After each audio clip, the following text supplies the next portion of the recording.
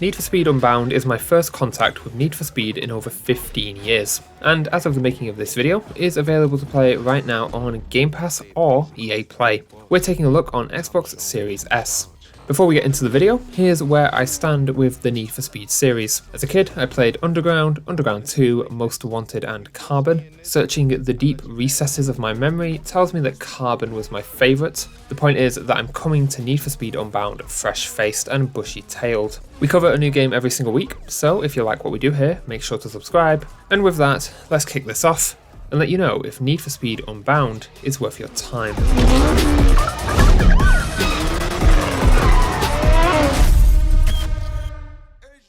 This was a very pleasant surprise. Need for Speed Unbound has an excellent set of core mechanics, but it's the finer details that hurt the overall package.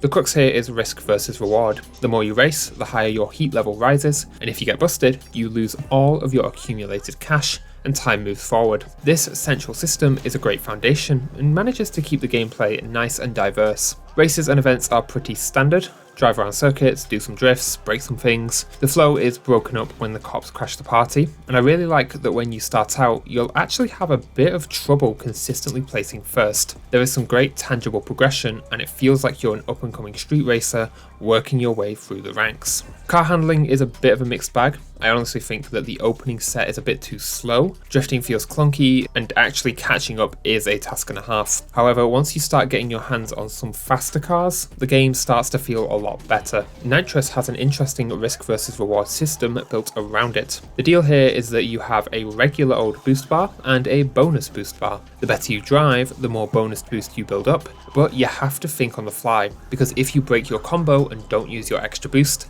you lose it. There's even a bit of risk thrown in before a race. You can bet against your fellow drivers, and placing higher than them results in more cash at the end of the race. I like this system because it provides an extra bonus even if you can't manage to snag a top spot. You just have to beat your rival. Some races even have buy-ins, which means you need to put your money where your mouth is. My main love of this game was absolutely the heat system though. Days are split in half, day and night, and the more you race, the higher your heat rises. This increases cop intensity, but also gives them some new toys to hunt you down with. If the cops have you in their line of sight when a race finishes, they'll continue to chase you, and you need to shake them off. If you want to continue racing, you simply need to escape.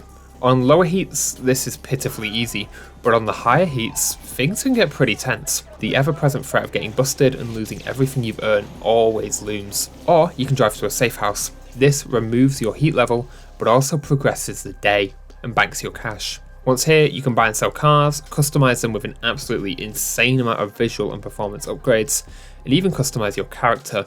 The character customization is pretty basic, but has enough options to make your racer feel unique. The tracks themselves are made up of the open world you get to drive around, but they do feel nice and varied. Some tracks even have split paths, which do a good job of providing some lap-to-lap variety. Tracks do repeat though, so you'll see a few layouts over again. There's also plenty of collectibles and mini challenges dotted around the world to keep your drives to and from meetups interesting. I do have a few last issues before we wrap up the gameplay section. The first is very specific, and that's that there's no interior camera. This is always my favourite view for racing games, and it's simply absent here. The other issue is that the rubber banding felt pretty strong. I had a few races where I made a nice breakaway, and the CPUs had no problem getting right back up to me. Overall though, I was having a great time. The risk versus reward foundation informs a lot of the gameplay choices and had me on the edge of my seat a few times. I think this is an excellent variation of the street racing formula, but unfortunately some rougher car handling to start out, cops being too easy to escape on low heat, and CPUs being able to rubber band right back to you does bring the overall score for gameplay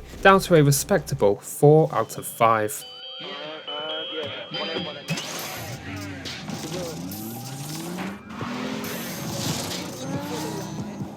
The art direction here is very love or hate, and I love it. This is an extremely unique looking street racing game. The twist here is the combination of realistic looking environments and cars emphasised with poppy cel shaded effects and cel shaded characters. I simply adored this style. The realistic environments and weather look awesome and provide some great dynamics to the world. Cars are nice and reflective of their real life counterparts, and the cel shading of characters does a lot to hide the rougher character animations.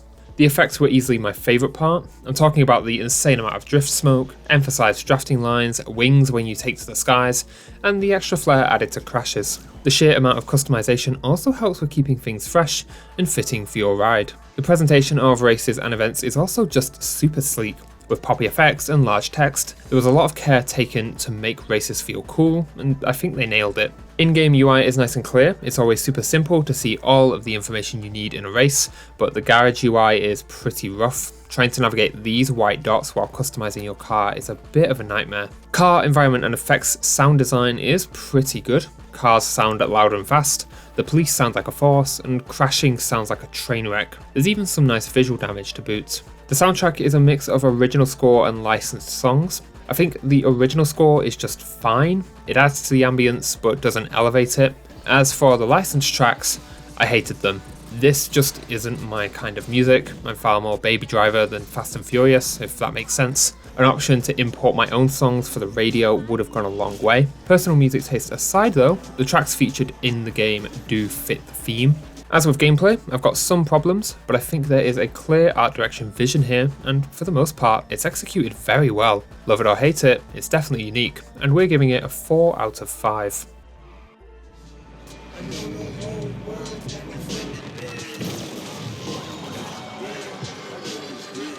Racing game narratives are usually awful.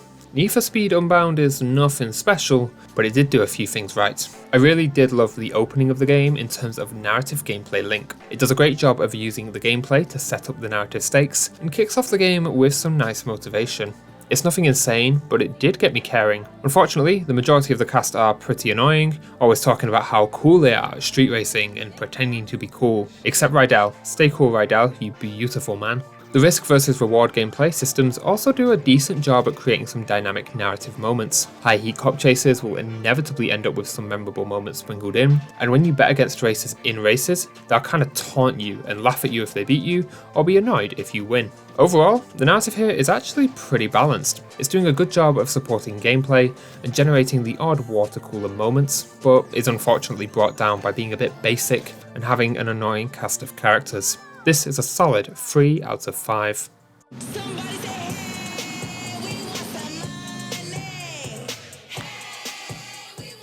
Need for Speed Unbound is a reasonable content offering with some good settings, but a fair bit missing. We found the experience to be technically sound and encountered no bugs whilst playing. Content-wise, you're getting a full open world to drive about in, with plenty of races, events and collectibles, and plenty of cars to drive around in. There is the classic racing case of reusing tracks a few times, and whilst there is an online mode, it is pretty bare bones.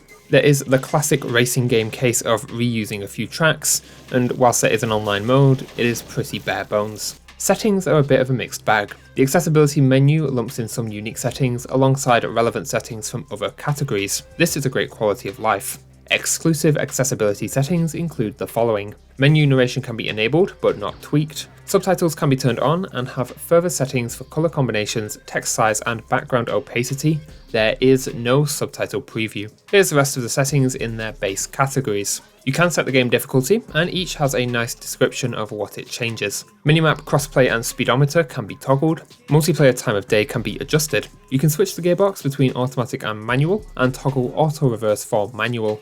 Measurement units can be adjusted between imperial and metric. Camera shake and camera pitch sensitivity can both be adjusted with sliders. Controller vibration can be enabled and dead zone adjusted with a slider. This is a single slider, you cannot do it per stick. Controller mapping can be viewed but not adjusted. You have to take the controls as they come, and for the most part they are fine, but a few tweaks would have been nice. Motion blur can be toggled, and there are a few colorblind modes. Gamma can also be adjusted via slider. Audio channel and dynamic range have a handful of presets each. Speech focus mode can be enabled. This will lower the audio that isn't speech when people talk so you can hear them better.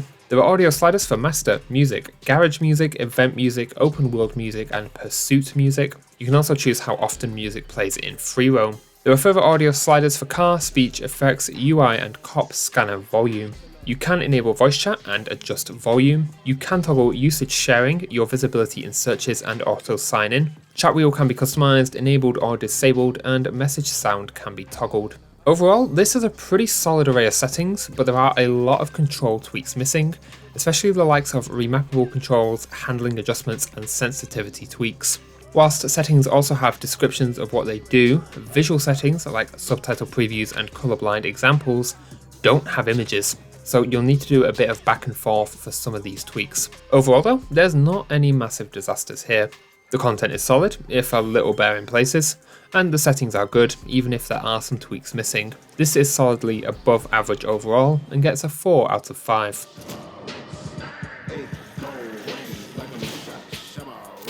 It's going to take you in the ballpark of 20 hours to complete Need for Speed Unbound.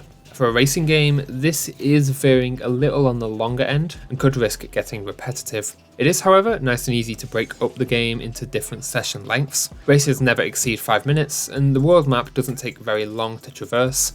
You do have to actively drive to every meetup, but the game never felt like it was wasting my time, and I could easily play for a few minutes or a few hours. Hard drive footprint is middling at 33.7GB, with a further 4GB required for save data on Xbox. This isn't a massive install, but it is something to be aware of if you have slow internet, a small hard drive, or a data cap. There is unfortunately a store with some really odd options. You've got your standard cars and customization options, which is annoying, but not the end of the world.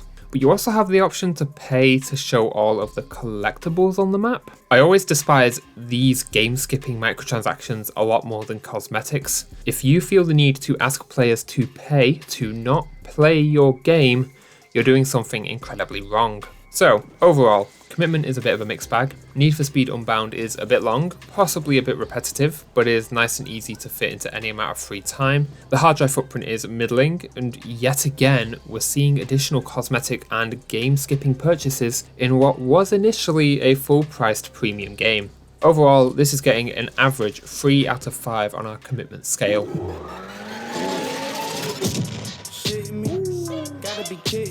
This was not the nostalgia trip I was secretly hoping for, but it is a wonderfully unique racer. Need for Speed Unbound is a bit scrappy around its solid foundation, but I think it's definitely worth your time. I really hope that Criterion goes the extra mile with this unique style in the next game, because they've got something really interesting here. Do not let the weirdness deter you. There's got to be some risk if you want reward.